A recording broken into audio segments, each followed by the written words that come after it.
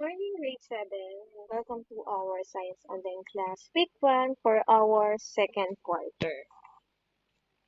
So, our first module for our second quarter is about the microscope. So, our topic is microscopy.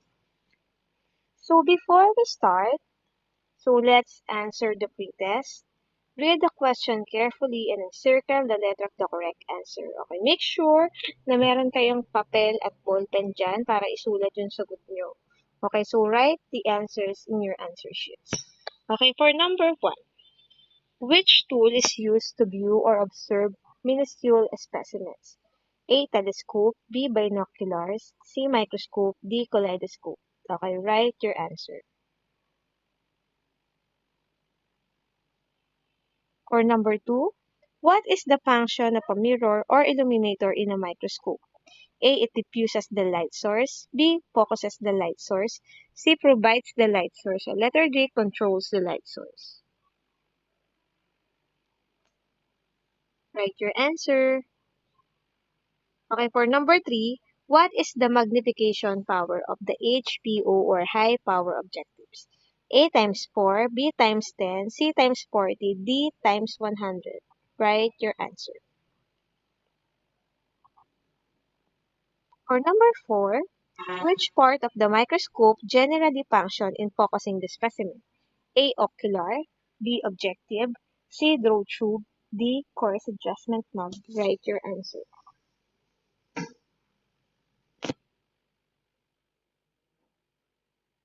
Okay, for number 5, which part of the microscope functions as a foothold support? A. Base, B. Mirror, C. Low power objectives, D. Fine adjustment knob. Write your answer. For number 6, which part of the microscope holds and turns the objectives into position? A. Base, B. Stage, C. Eyepiece, D. Nosepiece. Write your answer. For number 7, who developed the UV microscope? B. Ernst Abbe, B. Robert Hooke, C. August Kohler, D. Zacharias Janssen. Write your answer. For number 8, who is known first developer of a compound microscope? A. Ernst Abbe, B. Robert Hooke, C. August Kohler, D. Zacharias Janssen. Write your answer.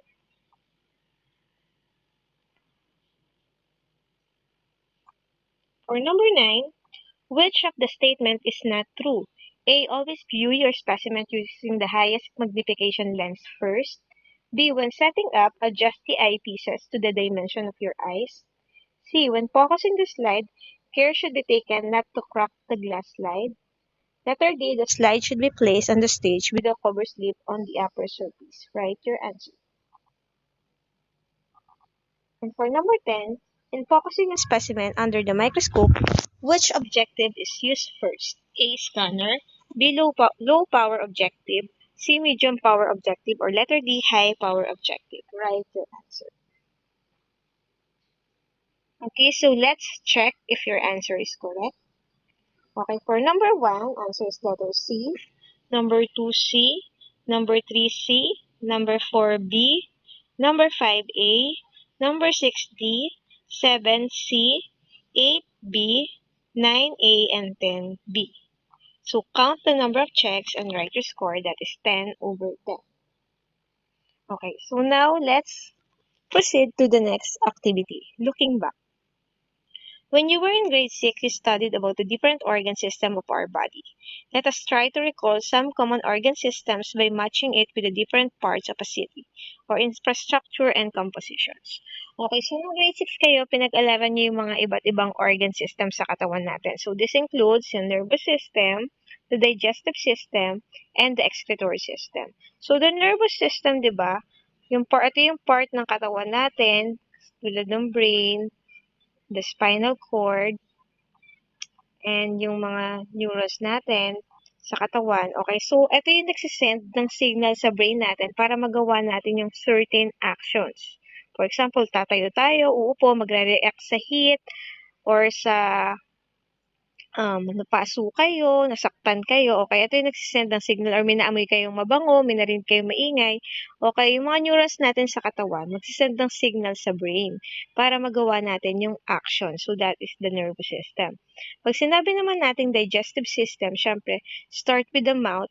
Ito yung nagdadigest ng pagkain natin para magamit natin yung energy mula sa mga food na kinakain natin. So, includes yung mouth, esophagus, stomach, small, and large intestine. Okay, pag excretory system naman, ito yung nag-excrete from the word excretory, nag-excrete or naglalabas ng mga dumi sa katawan natin. For example, yung ating anus. Okay, kapag dumudumi tayo.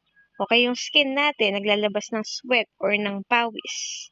And then, same din kapag tayo ay nagbe-breathe in at nagbe-breathe out yung carbon dioxide na nilalabas natin kasi hindi kailangan ng katawan. So, lahat ng in-excrete natin na dumi ng katawan. So, that is the function of the excretory system. So, titignan nyo kung anong structures or composition kapareho, infrastructures kapareho ng organ system natin. Okay, ano ba yung kapareho ng nervous system natin? Yung marketplace, yung sewage system ba, or yung city hall, media, and telecommunications? Yung digestive system natin, ano yung city component or structure niya? So, pipili lang kayo from ABC, so para siyang matching type. Then, which component or infrastructure in a city has a similar function to the circulatory system? Circulatory system. Ano yung infrastructure na kapareho ng ating circulatory system? Pag sinabi naman natin circulatory, ito yung tumutulong para mag-function ng maayos or mag-circulate ng maayos yung ating dugo. So, syempre kasama na dun yung heart kasi siya yung nagpa-pump ng blood sa katawan natin. And then, syempre yung blood kasi nagdun sumasaka yung mga oxygen tsaka nutrients na kailangan ng katawan natin. At syempre yung ating mga blood vessels o yung mga ugat-ugat natin kung saan dumadali yung dugo. So, saan infrastructure nyo sila mahahalintulad? Okay, so after that, let's have a brief introduction of our topic for today. Our understanding of the things around us is primarily based on our ability to observe. That is why it is one of the key skills in scientific investigation, but as we all know, our senses have limitations. We cannot sense infrasounds used by whales to communicate miles away from each other, smell just like dogs, and use infrared just like snakes. However, we have our creative mind to develop tools to help us refine our way of observing things. One of the tools that really help the humanity improve the way we see things is the microscope. In this module, we will study about the microscope and how it opened a world for us to understand. Okay, so, dahil nga sobra tayong gusto natin magsaliksik sa mga bagay-bagay na nakita natin, at yung katawan natin ay may limitations lang, yung mata natin may limit lang kung hanggang saan ba may makita natin. Hindi naman natin makita yung sobrang liliit na bagay.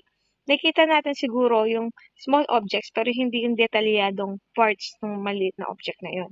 Same din yung sa ating sense of ears, ng ating ears, the sense of hearing, hindi naman natin naririnig yung sobrang liit na sounds or sobrang tining na sounds. Kaya meron infrasonic and ultrasonic sounds.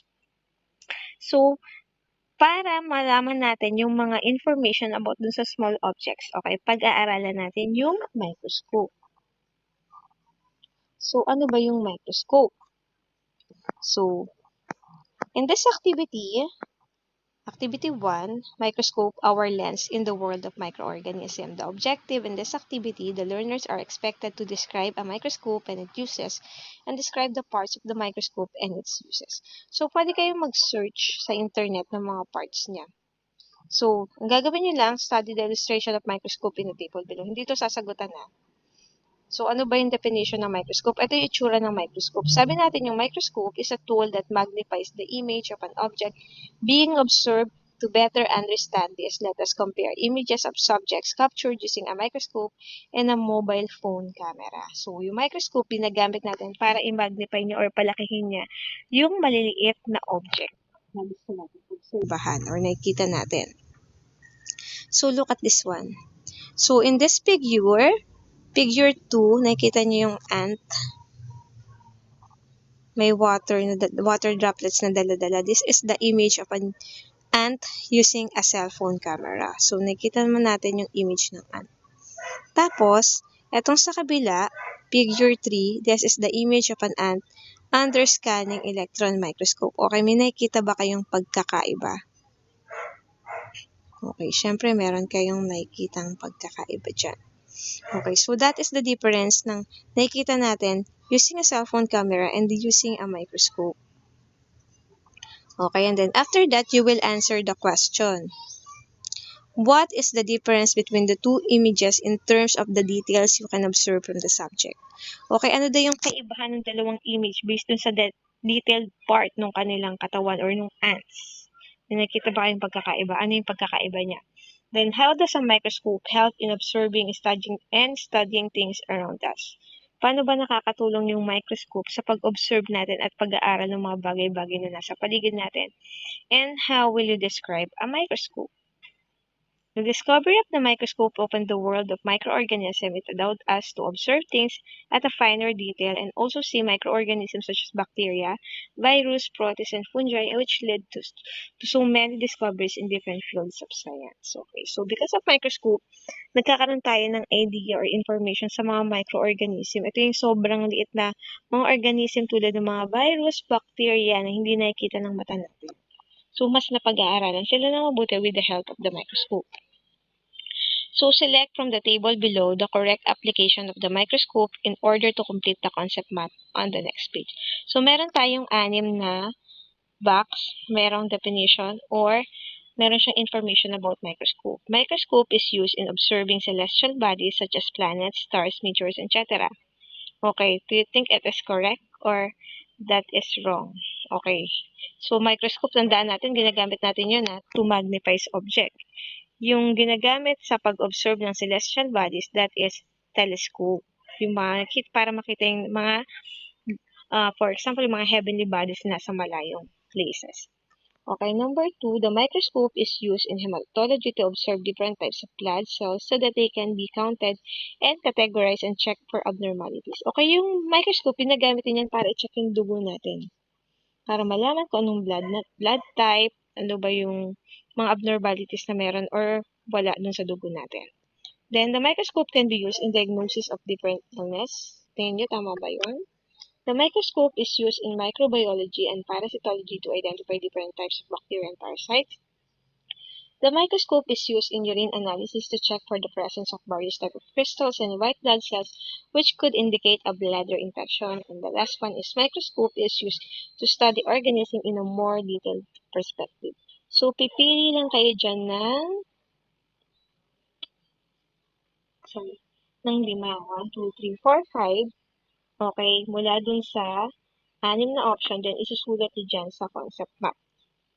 Okay, maliwanag po ba? Then, once you're done, okay, so let's see the study the diagram microscope below. This time, take note of the different parts of the microscope labeled figure 1 using the diagram as reference. Okay, so yung first part natin, yan. Okay, itong nasa taas na portion, that is the ocular lens or the eyepiece. It usually 10 times magnification. Pag sinabi natin 10 times magnification, napapalaki niya yung object 10 times mula sa original size niya. The revolving nosepiece, kasi tinawag na revolving nosepiece kasi naiikot siya.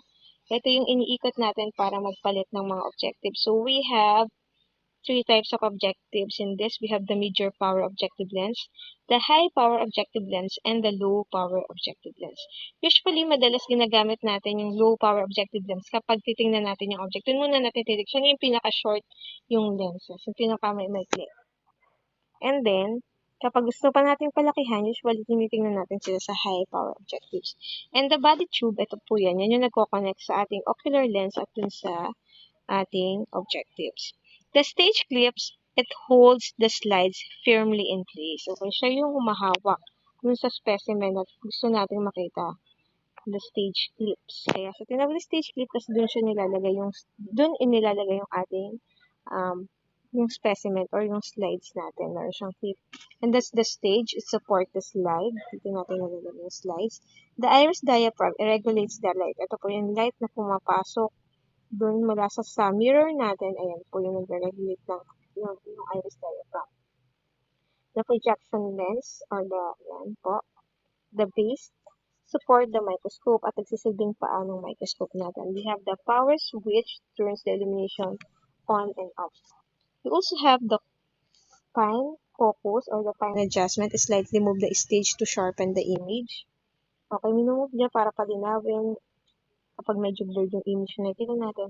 At yung coarse focus naman or the coarse adjustment, it raises the lowers and stage for focusing. Okay, tinataas mo or baba niyan. And syempre, the arm, it connect the base and the barrel.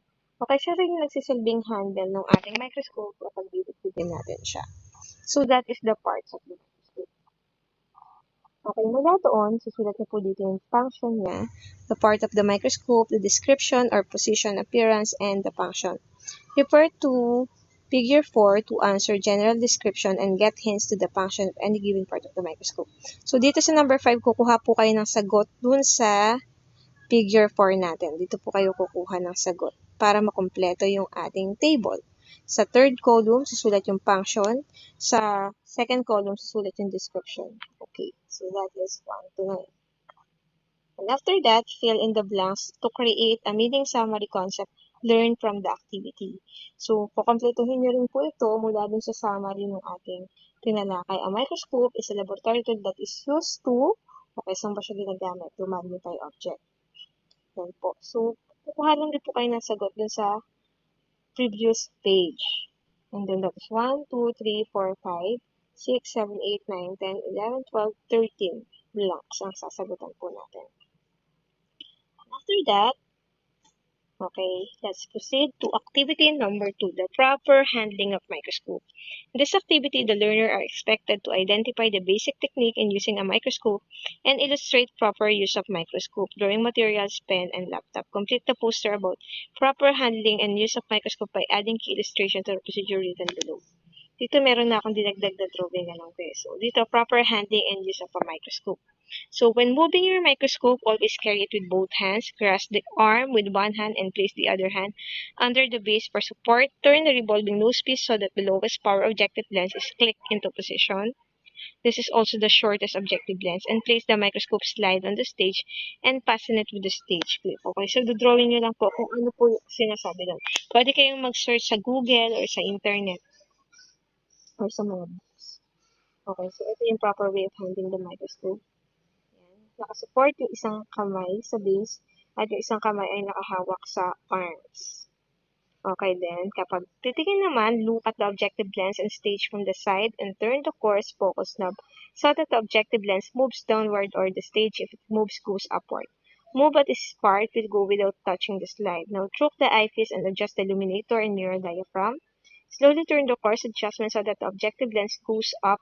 Continue until the image comes into focus. Use the fine adjustment if available for fine focusing if you have a microscope with a moving stage that turn the coarse knob so the stage moves downward or away from the objective. So, pinapapakita nyo kung paano ba siya yung pagpapalit-palit ng bawat objectives nang hindi tumatama yung objective. So, kailangan iaangat nyo muna yung coarse adjustment para umangat yung at hindi sumaya dun sa stage.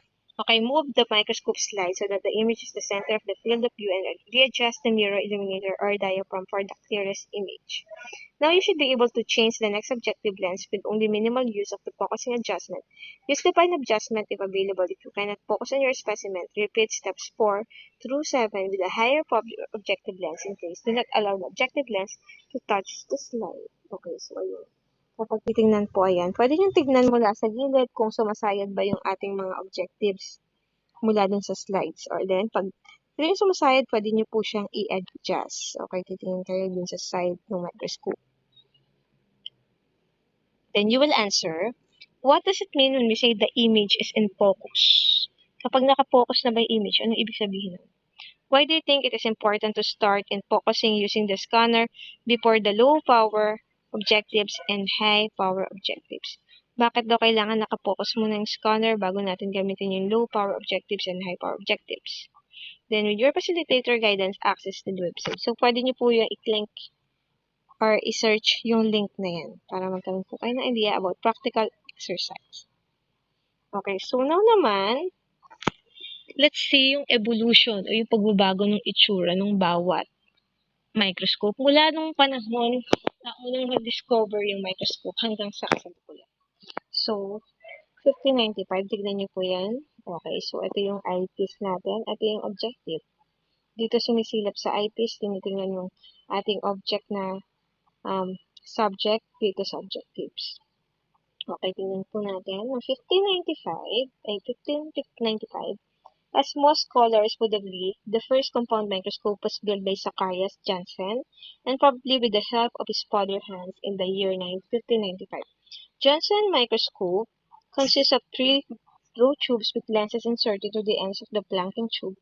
The Janssen microscope was capable of magnifying images approximately 3 times when fully closed up to 10 times when extended to the maximum. Okay, so that is the Janssen microscope. Next, we have this one, before 1665.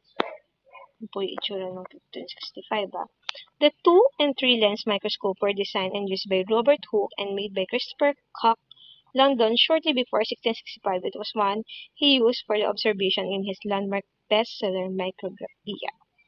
The next is Anton van Leeuwenhoek experiment with microscopy design and function led him to become an international authority on microscopy, and he was granted the honor of fellowship in the Royal Society in 1680. He designed and built several hundreds microscopes that were all very small and had a very similar design and function with 70 times to 250 times magnification. So ito po yung ginawa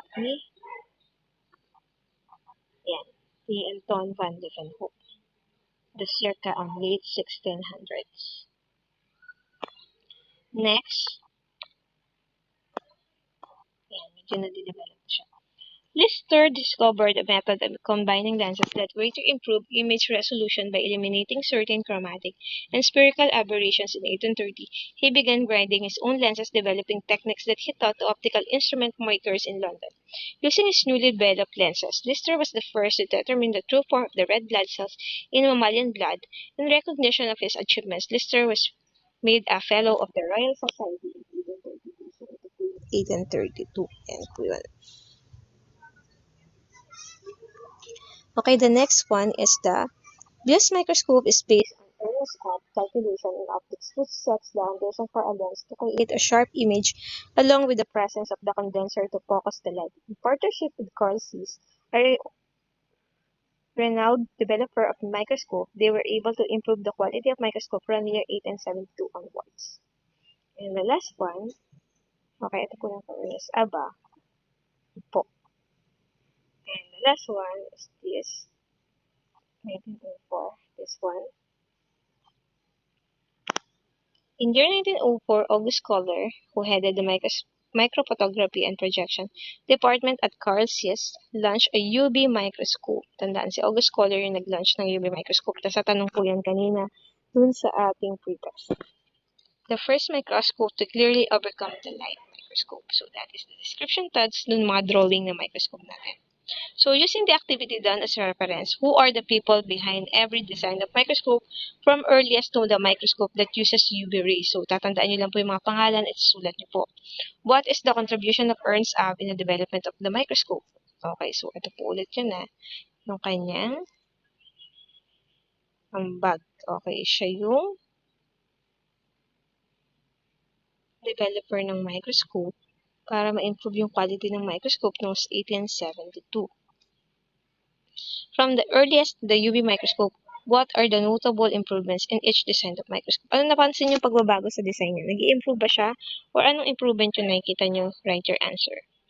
Then after that, you will answer the check your understanding.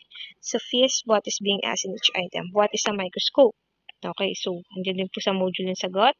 What are some of the important breakthroughs because of the microscope? Ano ba yung mga na-discover natin or nalaman natin dahil sa microscope? Then group the parts of the microscope according to its general function, magnification, focusing, and support.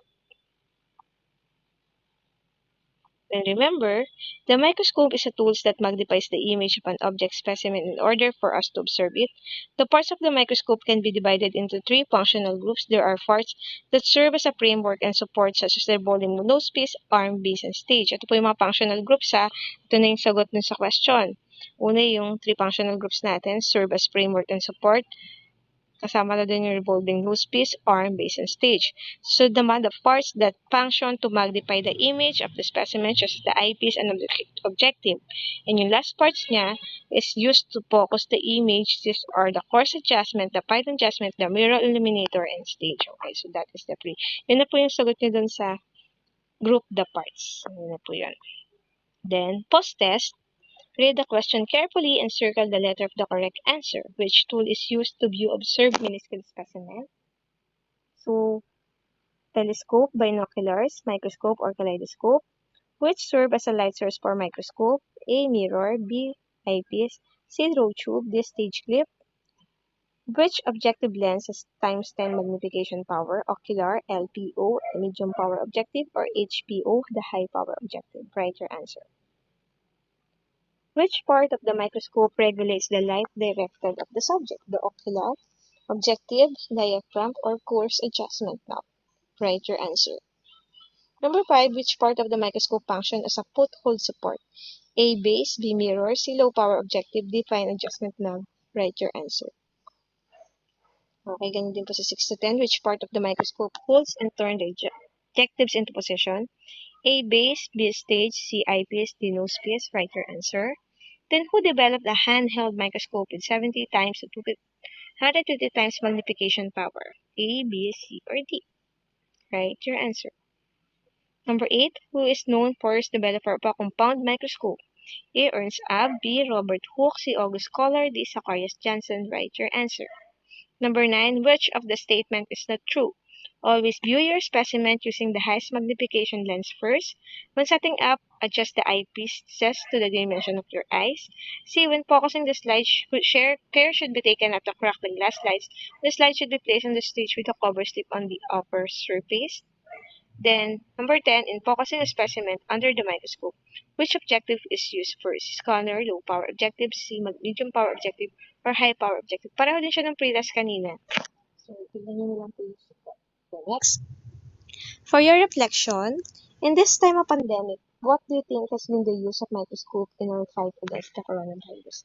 Ngayong panahon ng pandemya na experience natin ngayon, ano sa tingin nyo yung pinakagamit ng microscope para malabanan yung ating coronavirus, yung virus na corona na yan? Okay, you will write your answer in your paper. After that, okay, you will take a picture of your output and then send it to me via messenger. Okay, this is our week 1 for our second quarter module. Okay, thank you and have a good week to everyone. Stay safe. Goodbye.